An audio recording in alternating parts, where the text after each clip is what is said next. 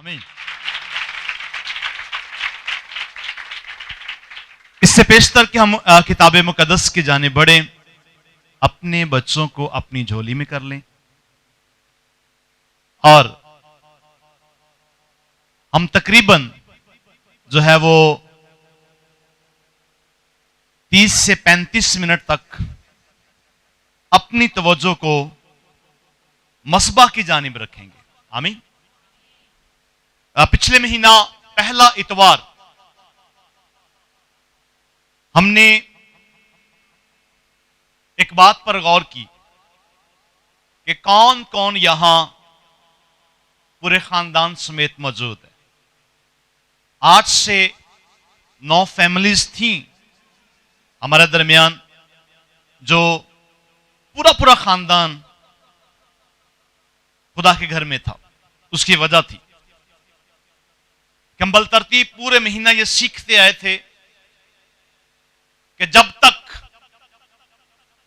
पूरे खानदान समेत हम खुदा के सामने खड़े नहीं होंगे, खुदा हमारी नहीं सुनेगा। बादशाह समेत यानी घर का सरबरा, लीडर समेत यानी घर का सरबरा, आप खुदा के रूबरू खड़े होंगे, खुदा आपकी जरूर सुनेगा। आमीन। अच्छा, मैंने अभी थोड़ी देर पहले कहा है कि अपने बच्चों को कंट्रोल में कर लें। अब किसी का बच्चा भी उठकर मूव करता हुआ नजर ना आए और कोशिश करें कि आप कुछ देर अपना ध्यान, अपनी तवज्जो खुदा के कलाम की तरफ लगाएंगे। वो खानदान जो यहां अपने बादशाह समेत मौजूद थे, और उसी दिन यह कहा गया था कि आपके लिए जो है वो स्पेशल गिफ्ट का इंतजाम किया जाएगा। कितनों को याद है? आमीन। सो इंतजाम किया जाएगा, और साथ साथ उन खानदानों के लिए जो पिछले महीना के पहला इतवार पूरे खानदान खुदा के घर में मौजूद थे, उनके साथ एक स्पेशल मुलाकात होगी ऑफिस में। और मैं गुजारिश करूंगा खुदा के खादम पास्टर अशरफ साहब से कि वो इस मीटिंग को, इन स्पेशल मुलाकात को ऑर्गेनाइज करेंगे।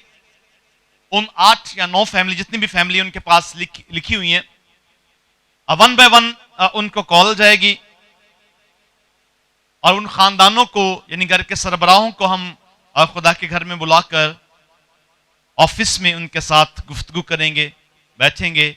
फिर उन्हें एक खूबसूरत तोहफा से नवाजा जाएगा और एक तस्वीर बनेगी यानी यादगारी के तौर पर कि हम 1 महीना 1 दफा हम पूरा खानदान खुदा के घर में गए थे, तो खुदा के घर से हमें यह गिफ्ट मिला और एक तस्वीर बनी। फिर वो आपके घर के बेडरूम की दीवार की जीनत बनेगी। आमीन। ये इंतजाम किया गया, और इसी हफ्ता में यानी इसी पहले हफ्ता में उन फैमिलीज को रीच किया जाएगा, बुलाया जाएगा और उनसे जो है वो मुलाकात की जाएगी। आपके साथ बैठकर चाय पिएंगे और खुदा के कलाम की मजीद खूबसूरत बातें आपके साथ शेयर करेंगे। और इस मीटिंग को, इस बात को ऑर्गेनाइज करने के लिए खुदा के खादम पास्टर अशरफ साहब उन फैमिलीज को कॉल करेंगे। आमीन। अपनी अपनी बारी का इंतजार कीजिएगा और इसी हफ्ता में ये मुमकिन होगा। आमीन। आमीन। जोश नाल जी आमीन। हाँ जी, यहां रहना, आपने आपका जोश कम ना हो। हालेलुया। सो मेरे अजीजों, मैं चाहूंगा एक बार फिर आप अपने लिए ताली बजाइएगा ताकि हम जोश में, और जोर से जोश में आकर खुदा के हुजूर ठहरे रहें। हमारा मजमून जो सालाना है, जिस पर पूरा साल हम जो है वह गौर करेंगे, नई जिंदगी। हमारा मजमून क्या है जी? नई जिंदगी। और नई जिंदगी में हमारे लिए सालाना जो मरकजी हवाला है, उस पर हम गौर करेंगे और आगे बढ़ेंगे। दूसरा कुरिन्थियों उसका 5वां बाब और 5वें बाब की 17वीं आया मुबारका किताब मुकद्दस में यूं लिखा है, जरा गौर और ध्यान कीजिएगा बहनों भाइयों, गफलत में जिंदगी मत गुजारें, लापरवाही में जिंदगी मत गुजारें। अभी हमारे लिए मौका है, अभी हमारे लिए ध्यान करने का टाइम है, लेकिन एक वक्त आएगा किताब मुकद्दस के मुताबिक कि फिर यह वक्त भी हमारी जिंदगी में ना रहेगा, ना कलाम होगा, ना कलाम सुनाने वाले। अजीजों गौर कीजिएगा, हमारा मरकजी हवाला जो सालाना है और पूरा साल इस बात पर हम गौर कर रहे हैं, हमेशा देखें दूसरा कुरिन्थियों उसका 5वां बाब और 5वें बाब की 17वीं आया मुबारका यूं लिखा है, इसलिए अगर कोई मसीह में है तो वो नया मखलूक है, पुरानी चीजें जाती रही, देखो वो नई हो गई। आमीन। कलाम खुदा का पढ़ा, सुना, समझा और कबूल किया जाना हम सबों के लिए बायस से बरकत हो। खुदावंद का शुक्र हो। आज बहुत सारे चेहरे जो नए हैं, जो पहली बार इस आयत मुबारका से वाकिफ होंगे, जो पहली बार इस आयत के मुताबिक बातों को सुनेंगे, उनके लिए दोहराता चलूं कि अगर कोई खुदा में है, अगर कोई दुआ करने वाला है, अगर कोई इबादत करने वाला है, अगर कोई सिजदा करने वाला है, अगर कोई नमाज पढ़ने वाला है, तो वो खुदा में नया मखलूक है।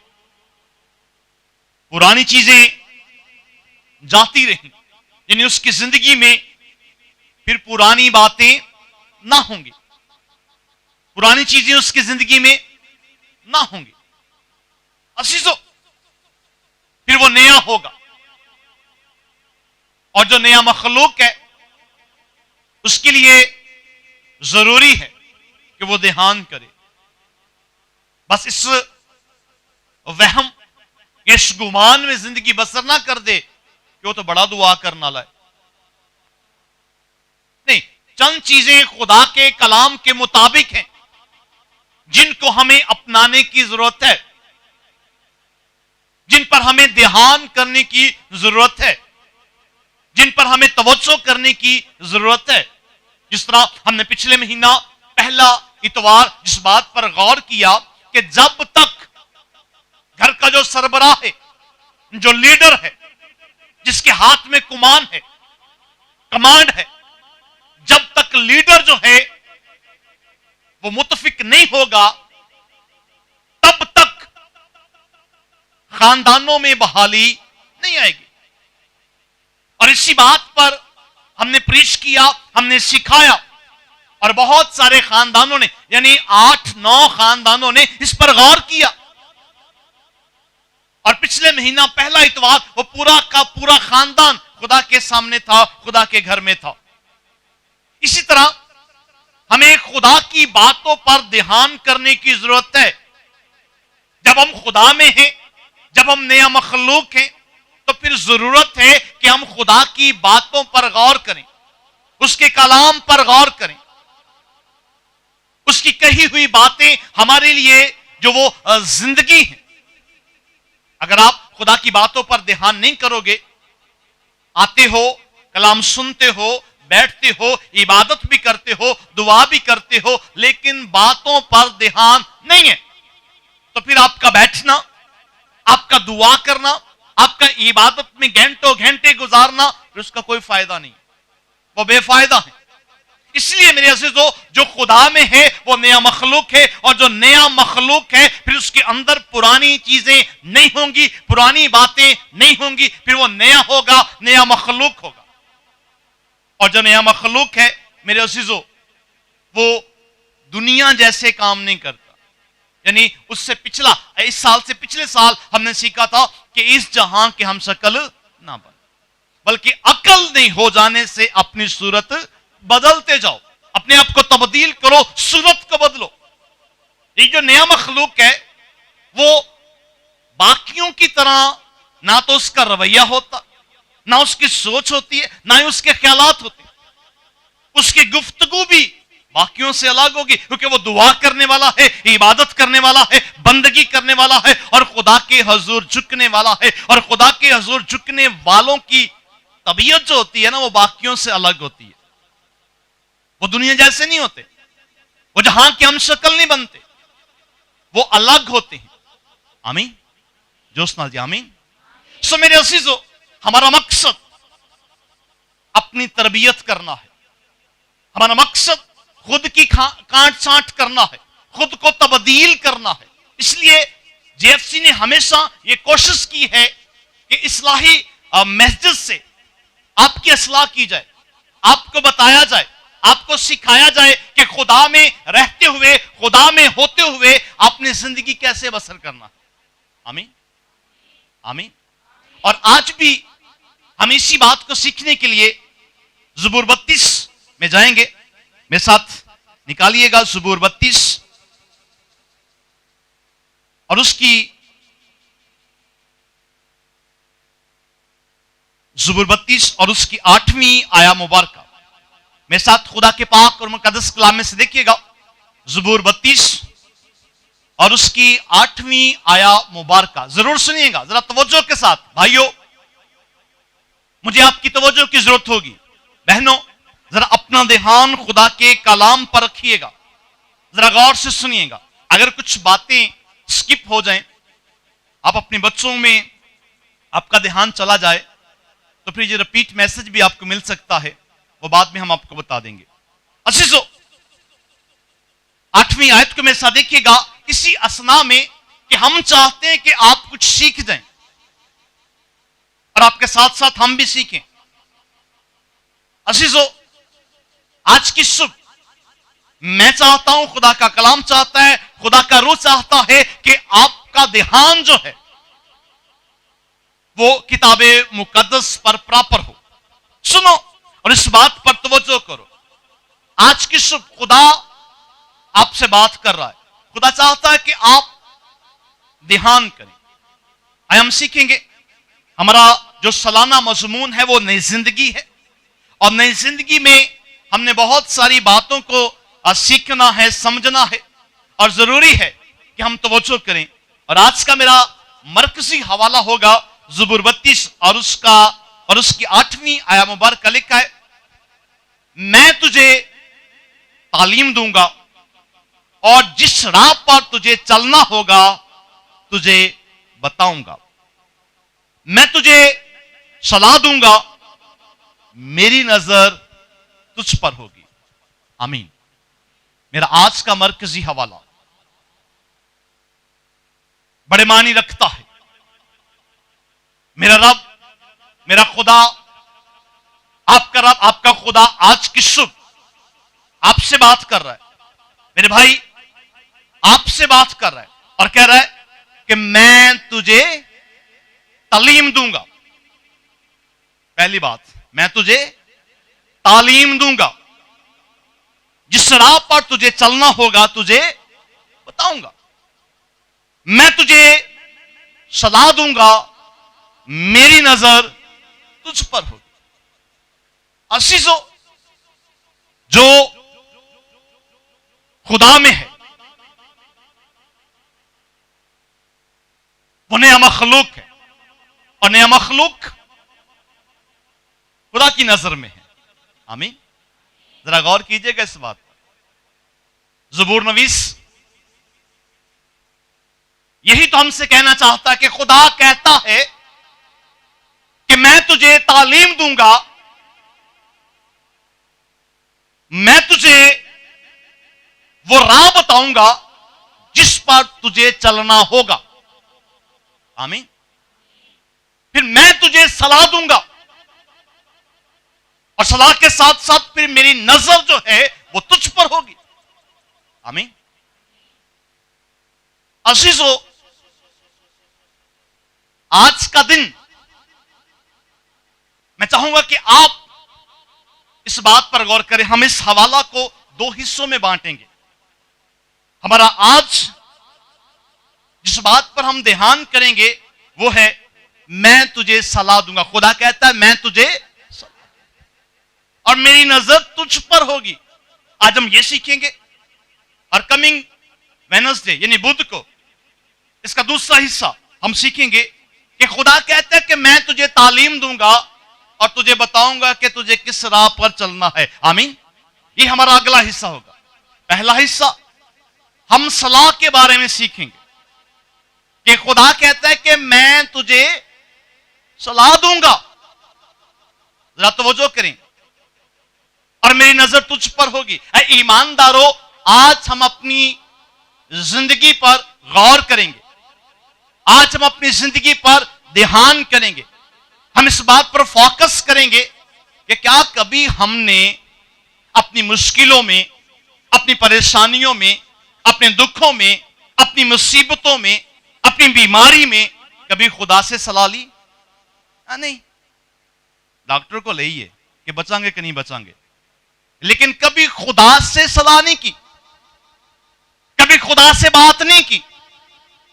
परेशानियां दिन ब दिन बढ़ती जा रही हैं, लेकिन कभी हम खुदा के घर में आके खुदा से बात नहीं करते, खुदा से सलाह नहीं लेते। लेकिन आज खुदा का कलाम और खुदा कहता है कि मुझसे सलाह ले, मैं तुझे सलाह दूंगा और फिर मेरी नजर तुझ पर होगी। आमीन। मेरी नजर तुझ पर होगी। दुनिया मखलूक है जो खुदा में है, खुदा की निगाह उस पर है। लिखा है कि खुदा की जो निगाह है वो रास्तबाजों पर प्रॉपर है। आमीन। आमीन। सो मेरे अज़ीज़ों, हमारा फोकस, हमारा ध्यान इस बात पर है कि अगर आप मुश्किलों में हैं, अगर आप परेशानियों में हैं, अगर आप दुखों में हैं, अगर आप बीमारियों में हैं, अगर दिन ब दिन आपकी मुश्किलात बढ़ रही हैं, दिन ब दिन आपकी परेशानियां बढ़ रही हैं, तो फिर आपको जरूरत है इस बात पर ध्यान करने की कि खुदा कहता है मुझसे सलाह ले। आमीन। तो हमें खुदा के घर में आने की जरूरत है, खुदा से सलाह लेने की जरूरत है। कहें एक बार कि रब अल्फाज खुदा, मेरी जिंदगी की बड़ी मुश्किलात हैं, मेरी जिंदगी की बड़ी परेशानियां हैं, मेरी जिंदगी की बीमारी जान नहीं छोड़ रही, तो मैंने करना क्या है? कभी पूछा आपने? नहीं, हरगिज़ नहीं। आप अपने ही जोरे बाजू से जीतना चाहते हैं, अपने ही दिमाग से परेशानियों से लड़ना चाहते हैं, अपनी ही परेशानियों में खुद जो है वो हम लड़ लड़ के जब थक जाते हैं, हिम्मत हार जाते हैं, तो फिर हम ऐसा खादम ढूंढते हैं जिसको रश बहुत है, जिसको लोग शिफावा पा रहे हैं, जिससे खुदा बात कर रहा है, चलो आज उसके पास चल जाते हैं। अजीजों, सलाह लेने की जरूरत है। अपनी मुश्किलों में, अपनी परेशानियों में आपको जरूरत है कि आप खुदा के पास आए, खुदा से सलाह लें, और जब खुदा सलाह देगा तो फिर आपकी मुश्किलें आपकी जिंदगी से दूर होंगी। हाँ जी, बोलें जोर से। हाँ जी, कोई गल चंगी लगे तो आमीन बोल दिया करो। आमीन। जब खुदा से सलाह लेंगे तो फिर मुश्किलें आपकी जिंदगी में ना होंगी, फिर परेशानियां आपकी जिंदगी में ना होंगी, क्योंकि आपने किससे सलाह ली है? खुदा। जब आप खुदा से सलाह लोगे तो खुदा आपको अच्छा मशवरा देगा। आमीन। आमीन। फिर आपकी जिंदगी में कोई भी कमी ना होगी, फिर आपकी जिंदगी में कोई भी मुश्किल ना होगी। इससे निचली आयत पर मैं आपकी तवज्जो करूंगा, फिर आगे बढ़ूंगा। इसकी निचली आयत का पहला हिस्सा आपकी तवज्जो का मरकज बनाना चाहता हूं, फिर हम आगे बढ़ेंगे। लिखा है, तुम घोड़े या खच्चर की मानिंद। आमीन। जरा गौर कीजिएगा, खुदा कहता तुम घोड़े या खच्चर की मानिंद ना बनो जिनमें समझ नहीं। भी आप समझदार हो, खुद में तो बड़े समझदार हैं हम, हमारे जैसा हकीम तो कोई दुनिया में है ही नहीं। मैं ये करूंगा, मैं वो करूंगा, मैं ऐसे करूंगा, मैं वैसे करूंगा, ये हमारे अल्फाज हैं। लेकिन कभी हमने ये नहीं सोचा कि इस बात के लिए खुदा से सलाह ले ले। कि खुदा मेरी जिंदगी में क्या चाहता है, मेरी इन मुश्किलों का हल खुदा के पास क्या है। नहीं गए, कभी नहीं गए। इस बात का फुकदान है, इस बात की कमी है कि हमने कभी भी खुदा के हजूर आकर, रबुल फाज खुदा के हजूर आकर, सिजदे में जाकर कभी खुदा से सलाह नहीं की कि खुदा मुझे बता अब मैं क्या करूं। और ना ही कभी किसी खादम के पास गए हैं इस बात की तस्दीक करने के लिए कि अब मैं क्या करूं। आमीन। नहीं, हमने नहीं कभी ऐसा किया। आज जरूरत इस बात की है कि हमें खुदा के पास आना है, क्योंकि खुदा कहता है मैं तुझे सलाह दूंगा और फिर मेरी नजर तुझ पर होगी कि जो मैं आख्या हो करना भी है कि नहीं, फिर मेरी नजर तुझ पर होगी, मैं तुझे सलाह दूंगा। मेरा आज का जो हिस्सा है, जो आज इस बात पर हम गुफ्तगू करेंगे कि खुदा कहता है कि मैं सलाह दूंगा और मेरी नजर तुझ पर होगी। आमीन। जो सुनाल जी आमीन। सो असीसो जरूरत इस बात की है कि हम खुदा के साथ गुफ्तगू करें। कितने करते हैं गुफ्तगू खुदा के साथ? हाँ जी, हाथों को बुलंद की। मैं तो करता हूं। अभी सुबह मैंने गुफ्तगू की खुदा के साथ, रात भी मैं खुदा से गुफ्तगू कर रहा। हाँ जी, हाथ ऊपर ही रहे, थको ना। आप नहीं करते? हाँ जी, हाथ बुलंद करें। अगर आप खुदा से गुफ्तगू करते तो हाथ बुलंद करें। और गुफ्तगू करने का एक ही जरिया है, वो है दुआ। आप खुदा से बात करें, खुदा से सलाह मांगे। अगर समझ ना आए, आपको किसी बात की समझ नहीं आ रही, तो खुदा ने अपने खादमों को मुकर्रर किया है आपको समझाने के लिए। आमीन। आमीन। मेरे अज़ीज़ों, आपकी मुश्किलों का हल, अभी पैगाम हो लेने दे, पैगाम हो लेने दे। यस सर भाई, अभी पैगाम हो लेने दे। हाँ, अभी थोड़ी देर के लिए, अभी थोड़ी देर के लिए प्लीज तवज्जो के साथ। अगले हिस्सा में हम जो है वो तरतीब बना लेंगे। जरा गौर से सुनिए, मैं कहां था जी?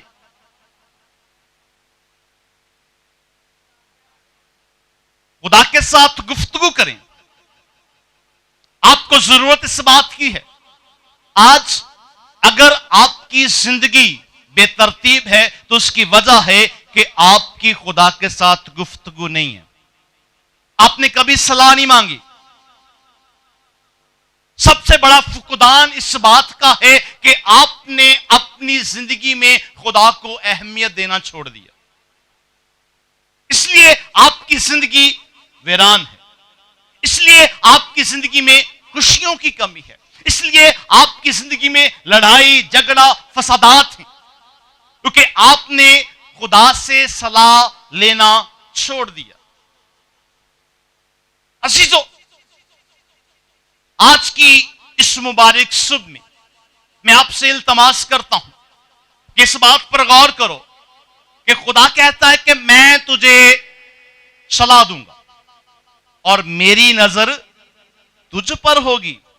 ईमानदारों, दुआ करने वालों, कभी इस बात को जरा गौर से सुने, कभी करके तो देखें, खुदा से सलाह लेकर तो देखें, फिर उस पर अमल करके तो देखें, खुदा से बात करके तो देखें, खुदा से गुफ्तगू करके तो देखें। अपनी मुश्किलों के लिए खुदा से बात तो करें, अपनी परेशानियों के लिए खुदा से बात तो करें, अपने दुखों के लिए खुदा से बात तो करें। जब आप बात करोगे तो फिर खुदा सलाह देगा। आमीन। आइए मेरे साथ देखें, हम एक हवाला की मदद से इसको मजीद सीखने की कोशिश करेंगे कि जब हम सलाह मांगेंगे तो खुदा फिर हमें सलाह देगा, और फिर जब खुदा सलाह देता है तो फिर उसकी निगाह भी हम पर होती है। आमीन। आइए देखिए मेरे साथ किताब मुकद्दस में से दूसरा सलातीन, उसका चौथा बाब, आलमगीर वाकया, जिसकी मदद से मैं आपको सिखाना चाहता हूं कि सलाह की बड़ी अहमियत है।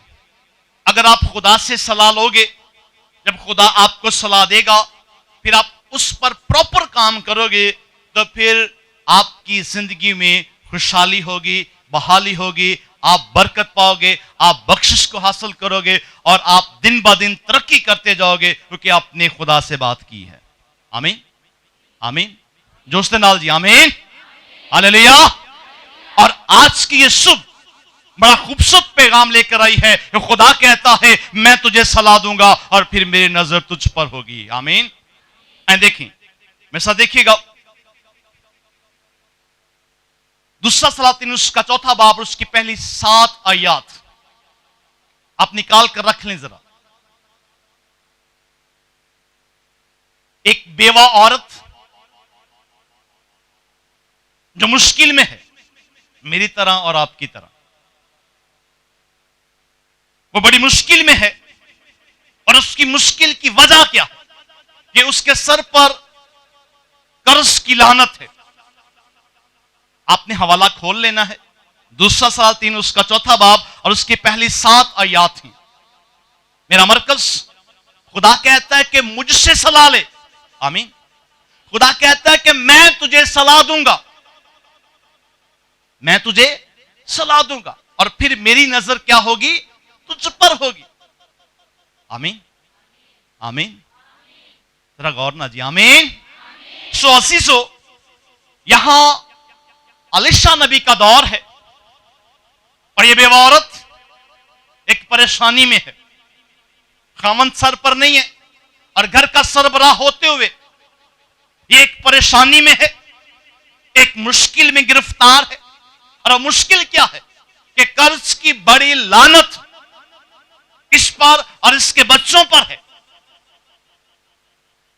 बात हो रही है सलाह की। अब कर्ज जिसने लेना है वो इसके दरवाजा पर आता है, दरवाजा खटखटाता है और इसके साथ वो बात करता है। और बात क्या है, जरा गौर कीजिएगा, बात क्या है? बात यह है या तो मेरा कर्ज अदा कर, अगर कर्ज अदा नहीं कर सकती तो अपने दोनों बेटों को मुझे दे दे, मैं गुलाम बनाऊंगा और जब तक मेरा पैसा वसूल नहीं हो जाता तब तक तेरे बच्चे मेरे गुलाम रहेंगे। यह सबसे बड़ी परेशानी, यह मुश्किल जब इस बहन की जिंदगी में आई और यह बहन इस मुश्किल की वजह से परेशान है। अब यह परेशान है कि कर्ज कैसे अदा करना है। आप भी होंगे, बहुत सारे ऐसे होंगे जो मुख्तलिफ बातों की वजह से परेशान हैं, लेकिन खुदा के पास नहीं आते, खुदा से सलाह नहीं लेते। लेकिन इस बहन ने इस बात पर गौर किया कि ये जो बड़ी मुश्किल है, ये जो परेशानी है, अब इसका हल मेरे पास तो नहीं है, मैं ये कर्ज कहां से अदा करूंगी। और बेटे ये भी मुश्किल बात है मेरे लिए कि मेरे बच्चे गुलाम बन जाएं। तो उसने क्या किया, उसने मर्दे खुदा की तरफ जाने का सोचा और लिखा है कि वो मर्दे खुदा के पास आई, यानी अलीशा नबी के पास आई, खुदा के खादम के पास आई, जिससे खुदा बात करता है उसके पास आई, जिससे खुदा गुफ्तगू करता है उसके पास आई, जिससे खुदा रातों में बात करता है उसके पास आई, जिसके जरिए से खुदा लोगों में शिफाएं बांटता है उसके पास आई और कहने लगी कि ये सारी बात है, ये माजरा है, अब बता मैं क्या करूं। लिखा है यहां, जरा गौर कीजिएगा। अब मर्दे खुदा के पास आती है और कहती है खुदा से पूछ, क्योंकि खुदा तो कहता है कि अगर तू किसी मुश्किल में है, अगर तू किसी परेशानी में है, अगर तू किसी दुख में है, अगर किसी बीमारी में है तो मैं तुझे सलाह दूंगा। खुदा कहता है मैं तुझे सलाह दूंगा।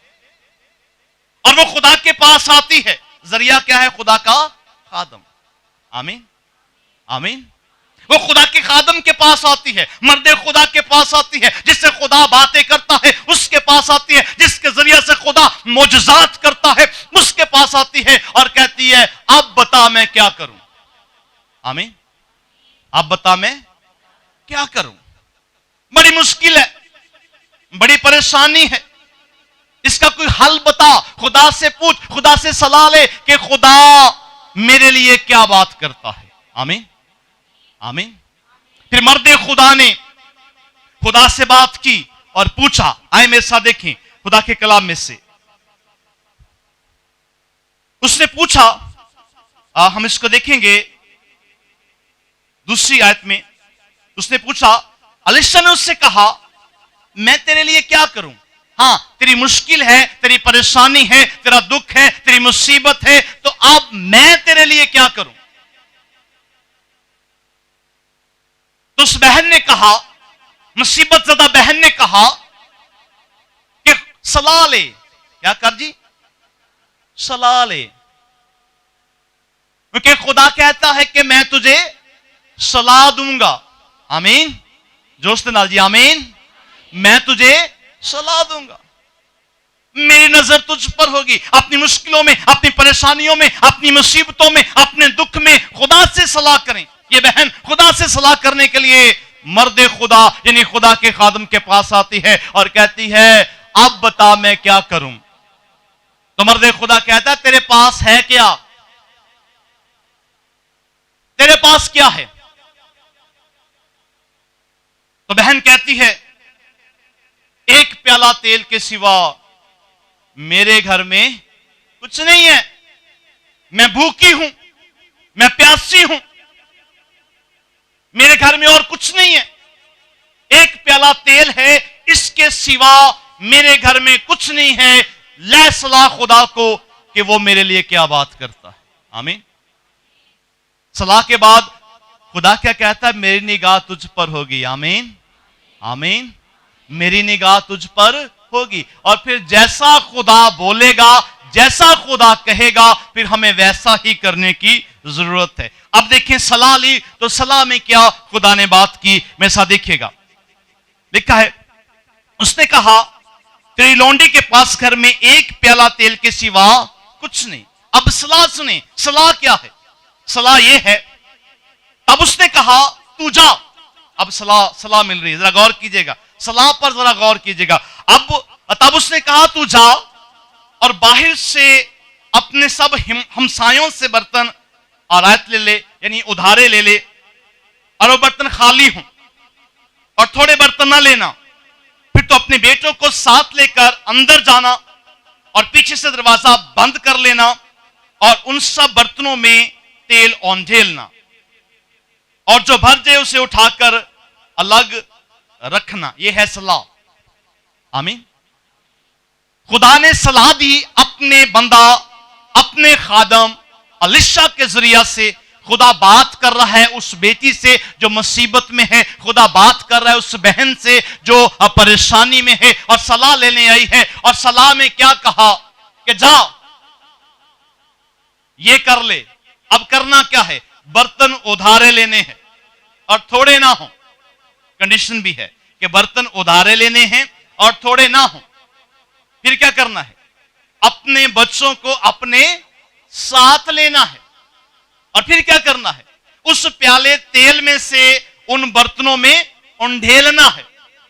फिर क्या करना है? जो भर जाए उसे उठाकर अलग रखना है।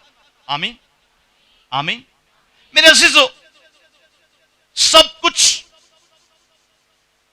बता दिया कि बरकत कैसे मिलेगी, तेरी इस मुश्किल का हल कैसे होगा, तेरी इस परेशानी का हल क्या है, तेरी इस मुसीबत का हल क्या है। ये कि उस प्याले तेल में से बर्तनों में औंधेलना, दरवाजा बंद करना, बच्चों को साथ लेना, बर्तन उधारे उठाना, सब कुछ बता दिया। अब इस बात को हम अपनी जिंदगी में थोड़ी देर के लिए लेंगे कि अगर कोई खादम इस तरह की वजाहत हमसे करे तो क्या हम अमल करेंगे? नहीं, हरगिज नहीं। सलाह लेना तो चाहते हैं, सलाह पर अमल करना नहीं चाहते। और मैंने देखा है बहुतों के लिए तो यही मुश्किल है। पाजी तो वार दे देना नहीं, औखा है, असी चर्च नहीं आ सकते। भी एक हफ्ता दुआ करा लो, बहुत औखा काम, मेरा रात में 12 बजे काम तो आने है ना। एक्सक्यूजेस।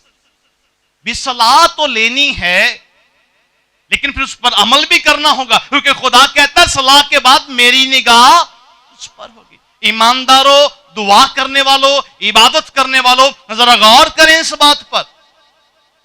खुदा आज की सुबह कह रहा है कि मैं तुझे सलाह दूंगा तेरी मुश्किलों के लिए, तेरी परेशानियों के लिए, तेरी मुसीबतों के लिए, तेरे दुखों के लिए। मैं तुझे सलाह दूंगा कि इन मुश्किलों से कैसे निकल सकते हो, इन परेशानियों से कैसे निकल सकते हो, इन मुसीबतों से कैसे निकल सकते हो, मैं तुझे सलाह दूंगा। अब ये बहन सलाह लेकर आई है और फिर इसने क्या किया, आइए देखते हैं। क्योंकि खुदा कहता है कि सलाह के बाद मेरी निगाह तुझ पर होगी। अब इसने क्या किया, आगे देखते हैं 5वीं आयत में। सो वो उसके पास से गई, अब चलेगी है, इनकार नहीं किया, एक्सक्यूजेस नहीं दिए कि नहीं होगा, गवांडी भांडे किदां देंगे, नहीं देने उन्होंने, मैनू अपने को ही दे दे, नहीं, ऐसा नहीं कहा। कोई भी ऐसी बात सलाह के बरअक्स उसने नहीं बोली, बल्कि लिखा कि वो उसके पास से गई और उसने अपने बेटों को अंदर साथ लेकर दरवाजा बंद कर लिया और उसके पास लाते जाते थे, वो ओंडेलती जाती थी। जब वो बर्तन भर गए तो उसने अपने बेटे से कहा मेरे पास एक और बर्तन ला। उसने उसे कहा और तो कोई बर्तन रहा नहीं, तब तेल माकूफ हो गया। आमीन। जरा गौर कीजिएगा, जब आप सलाह पर अमल करोगे, जब सलाह पर आपका ध्यान होगा तो फिर खुदा का भी ध्यान आप पर होगा। आमीन। जब आप सलाह पर अमल करोगे तो खुदा का प्रॉपर ध्यान जो है वो आप पर होगा। खुदा आप पर निगाह करेगा, खुदा देखेगा कि आप करते क्या हो। वो मर्दे खुदा के पास की सलाह ली, मर्दे खुदा ने सलाह दी भी तेरी मुश्किल का हल मेरे पास मौजूद है। खुदा कहता है कि तू ऐसा कर ले, बर्तन उधारे ले। उसने बर्तन उधारे लिए, उसने कहा अपने बेटों को साथ ले लेना, उसने अपने बेटों को साथ लिया। आज के दौर में अपने बच्चों के साथ मुत्तफिक करना सबसे बड़ी जंग है, बहुत बड़ी जंग है अपने बच्चों को साथ मुत्तफिक करना। उसने वो भी लड़ी, अपने बेटों को साथ लिया उसने। क्या नानू जी जड़े कदी नहीं मनदे, वो कह सकते थे कि मां तेरा दिमाग खराब है, एक प्याला तेल है जेडे वड्डे भांडे ले आंदे घर तो। नहीं, उन्होंने नहीं कहा। ताबेदारी का अंसर नजर आता है, फरमाबरदारी का अंसर नजर आता है और सलाह पर अमल करने का अंसर नजर आता है। खुदा की निगाह भी इन पर नजर आती है कि खुदा की निगाह भी है इन पर। सलाह ली, वैसा ही किया जैसा मर्दे खुदा ने कहा। गौर करें प्लीज, जरा गौर कीजिएगा कि जैसा मर्दे खुदा ने कहा वैसा ही किया। बर्तन उधारे लिए, हां जी लिए उसने, शर्मिंदगी महसूस नहीं की। बर्तन उधारे लिए, क्यों लिए? क्योंकि मर्दे खुदा ने कहा था। आमीन। मर्दे खुदा ने कहा है इसलिए उसने बर्तन उधारे लिए। मर्दे खुदा ने कहा था अपने बेटों को साथ ले लेना, उसने अपने बेटों को साथ लिया। मर्दे खुदा ने कहा था दरवाजा बंद कर लेना, इसलिए उसने दरवाजा बंद किया। मर्दे खुदा ने कहा था इस प्याले तेल में से बर्तनों में ओंढेलना, उसने ओंढेला। तो फिर क्या हुआ? तेल जारी हो गया। आमीन, आमीन। जरा गौर कीजिएगा, तेल जारी हो गया। हालेलुया। क्योंकि मर्दे खुदा ने कहा था और खुदा की निगाह थी इस बात पर। खुदा कहता है कि मैं सलाह दूंगा और फिर मेरी निगाह तुझ पर होगी। खुदा की निगाह थी और ऐसा ही हुआ कि उस प्याला तेल में से तेल जारी हो गया। एक प्याला तेल आधा लीटर होगा उसमें, और आधा लीटर तेल कई लीटर तेल में तब्दील हो गया। खुदा ऐसा करने की कुदरत रखता है। हालेलुया। खुदा ऐसा करने की कुदरत रखता है। और लिखा है, आमीन, और लिखा है कि कई बर्तन भर गए।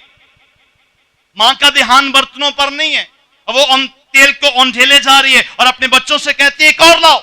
अब बच्चे कहते हैं बस मां अब खत्म हो गए, बर्तन खत्म हो गए। लेकिन जब खुदा की निगाह आप पर होगी बरकत खत्म नहीं होगी। आमीन, हालेलुया।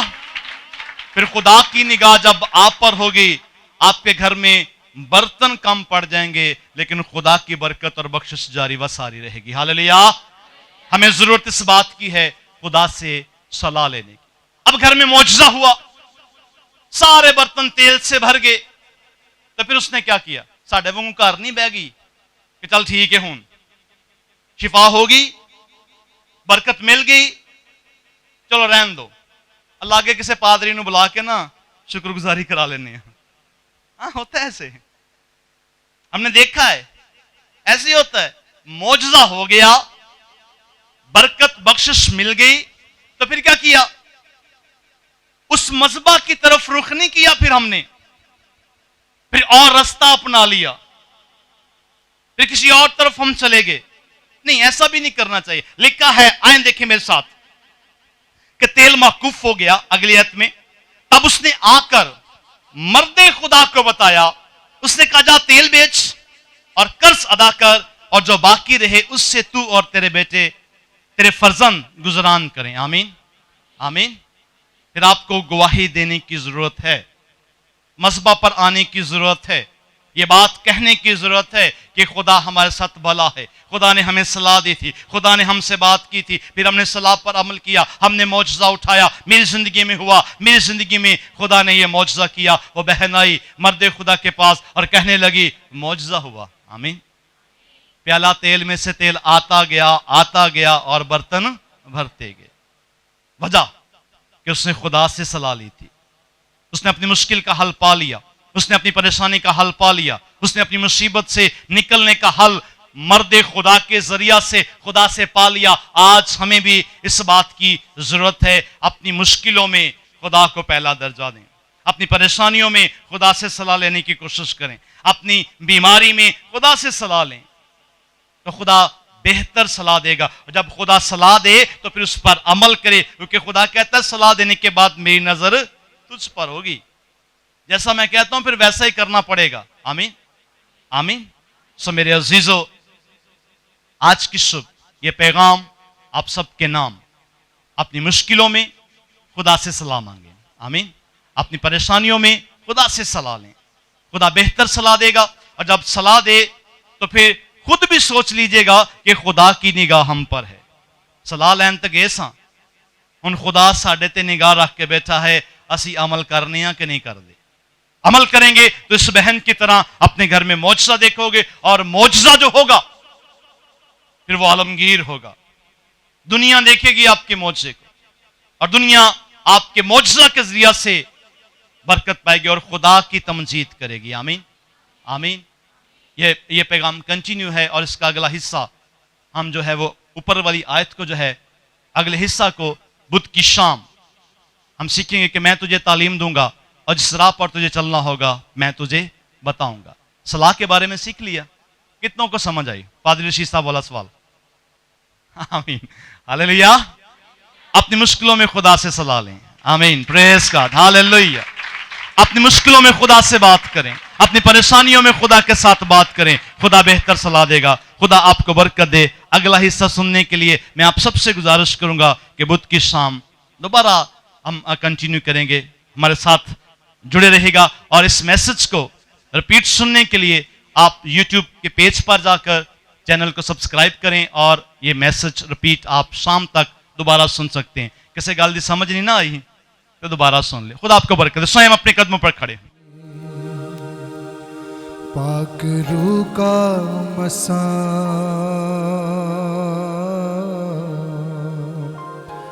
पाक रूह का मसा,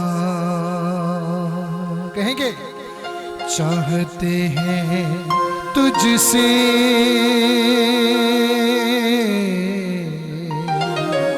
पाक रूह का मसा हो, पाक रूह का मसा। अलीशान नबी को जैसे दिया तूने, अलीशान नबी को जैसे दिया तूने, एलिया से दुगना।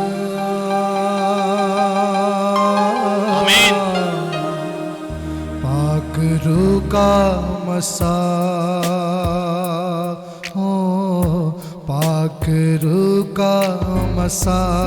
सारी जमात मिलकर कहेगी चाहते हैं तुझसे पाक रूह का मसा, पाक रूह का मसा। और सलाह लेने आए हैं। ऐ खुदा तो हमें सलाह दे और हम पर निगाह कर, ताकि हम मुश्किलों से, हम परेशानियों से, हम मुसीबतों से रहाई पाए। ऐ खुदा इनकी जिंदगियों में क्या दना जख्मी हाथ हो। ऐ रब्बुल फाज खुदा इस सारी जमायत को लेकर मैं तेरे पाक मस्बा के सामने आता और गुजारिश करता हूँ ऐ खुदा कि तू हम पर मेहरबानी कर और हमें अपने हुजूर याद फरमा। और आज की सुबह हमें सलाह दे और हमें तौफीक दे कि तेरी सलाह के मुताबिक अपनी जिंदगी को बसर करें। ऐ खुदा हम पर रहम कर। खुदा बाप, खुदा बेटे और खुदा रूहुल कुद्स के नाम में आमीन।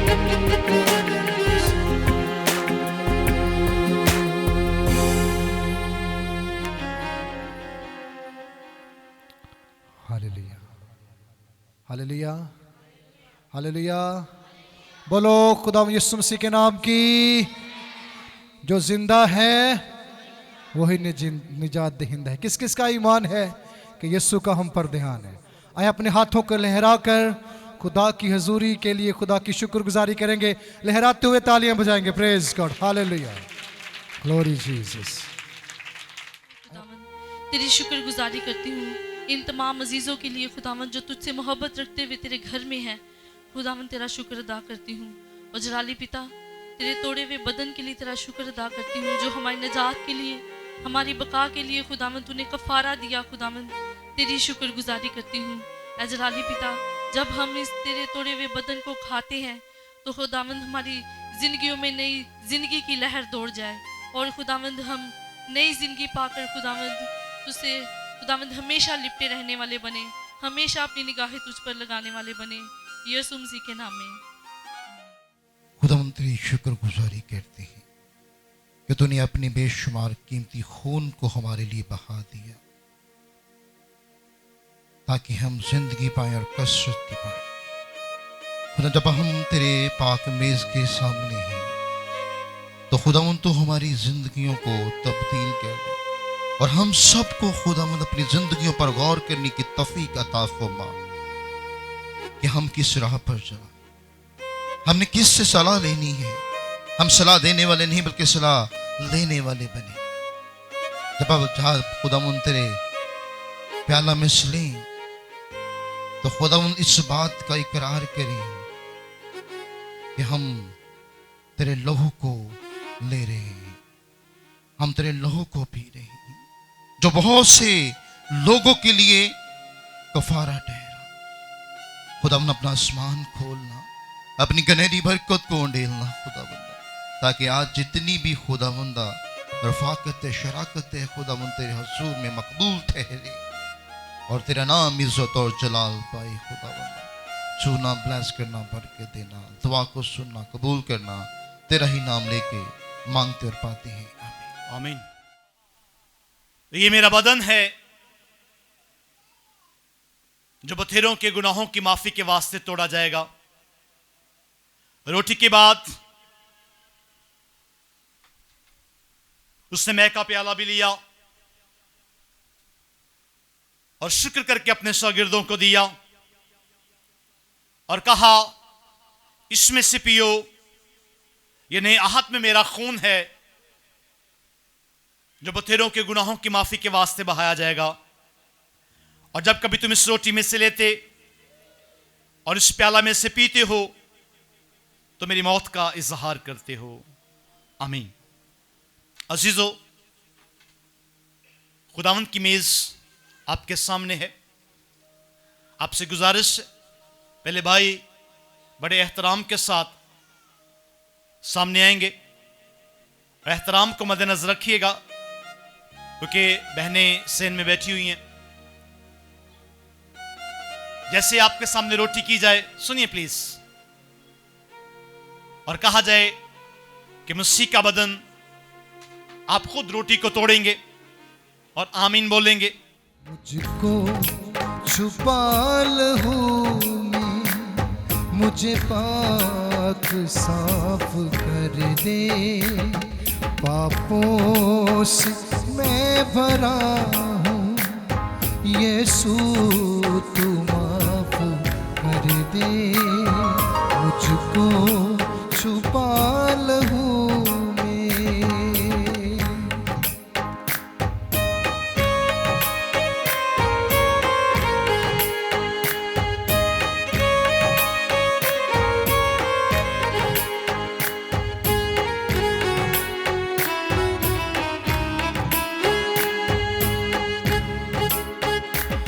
अपने लहू से धो दे इस दिल का कोना कोना, अपने लहू से धो दे इस दिल का कोना कोना, तेरे सिवा कोई भी इस दिल में मेरे होना, इस दिल में मेरे होना, मुझको छुपा लहू में, मुझे पाक साफ कर दे, पापों से मैं भरा हूँ, यीशु तो माफ कर दे, मुझको छुपा लहू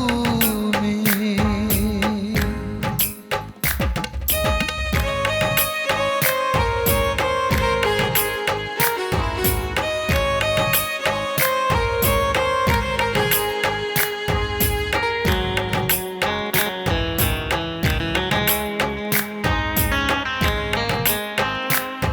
मेरे बदन से हरदम तेरी ही खुशबू आए, मेरे बदन से हरदम तेरी ही खुशबू आए, जिसको भी देखे आँखें बस तू ही नजर आए, बस तू ही नजर आए, मुझको छुपा लहू में, मुझे पाक साफ कर दे, पापों से मैं भरा हूँ, यीशु तू माफ कर दे, मुझको छुपा लहू में।